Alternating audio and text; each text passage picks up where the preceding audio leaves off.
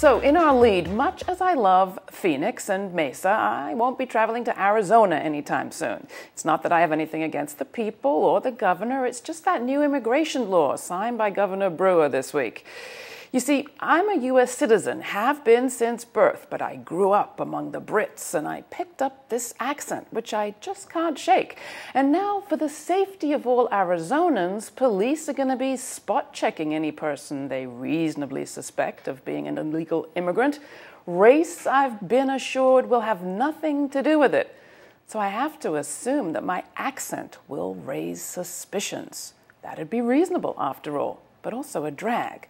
So I won't be going to Arizona, but I will be waiting to see just how many Brits, Slavs, and Icelanders are getting stopped by the Arizona police.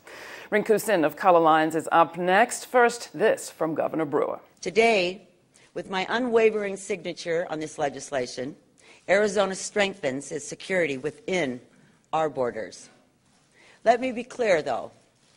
My signature today represents my steadfast support for enforcing the law, both against illegal immigration and against racial profiling. So it was all about security and the safety of Arizonans, said the governor. Rinku Sen is here. She's the publisher of ColorLines and also the author of Accidental Americans. How will your security be, Rinku, if you head off to Arizona? How will mine? Well, I'm definitely not going to Arizona. I obviously don't have an accent, but I do have this brown skin.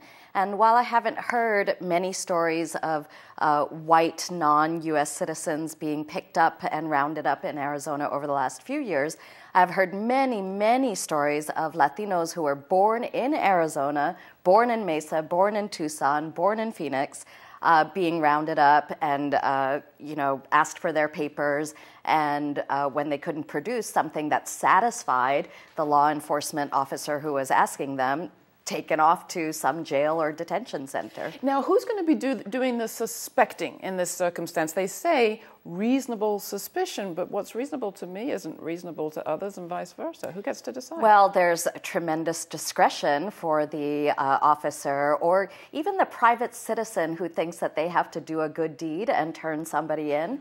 So really, all you need to do, there's no definition of reasonable suspicion. And all of our history and all of Arizona's recent history, the antics of Sheriff Joe Arpaio, who keeps getting reelected there, really indicates that your skin that is not purely white and an accent that has anything even remotely colored about it is going to put you on the list. Now, Arpaio's the guy who famously put all the prisoners in pink and had people working chain gangs on the streets. How has detention in that state been for people who are picked up on suspicion like this? Well, in Arpaio's case, for example, the federal government has actually cited him for not feeding prisoners enough, for not keeping humane conditions in the jails. At one point, he set up a tent city, and rather than housing people indoors, simply housed them in tents.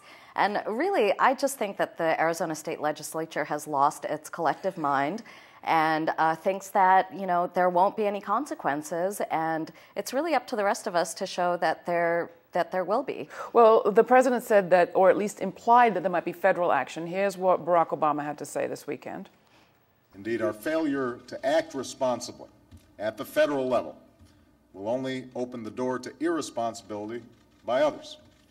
And that includes, for example, the recent efforts in Arizona, which threaten to undermine basic notions of fairness that we cherish as Americans, as well as the trust between police and their communities that is so crucial to keeping us safe.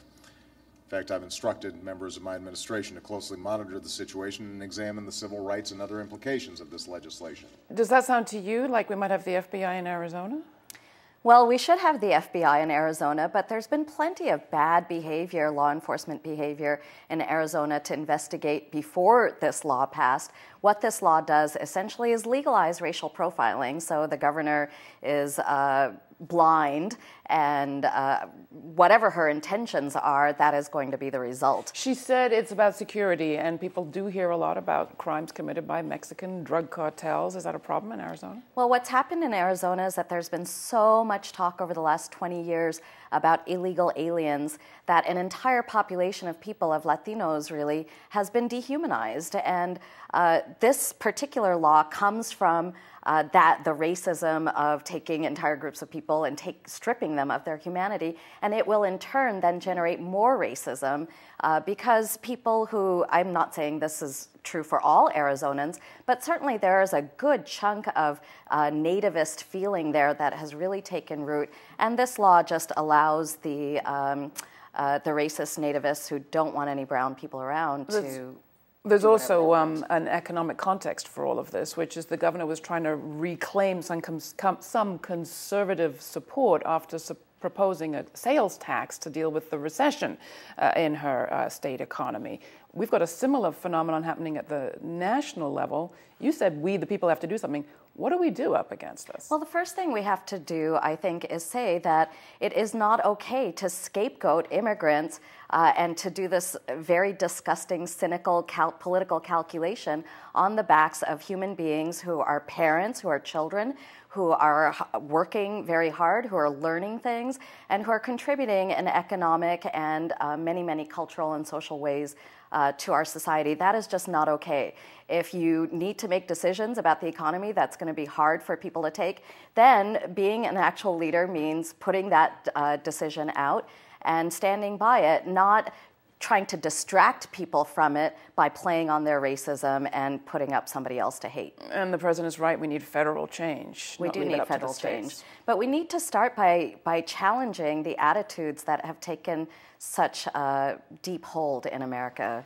Well, we hope that media can help. Thank you for ColorLines. We've got a link to ColorLines publication at our website, GRITtv.org, and we'll continue our ongoing reporting on this issue. Rinku Sen, thanks very much. Thank you.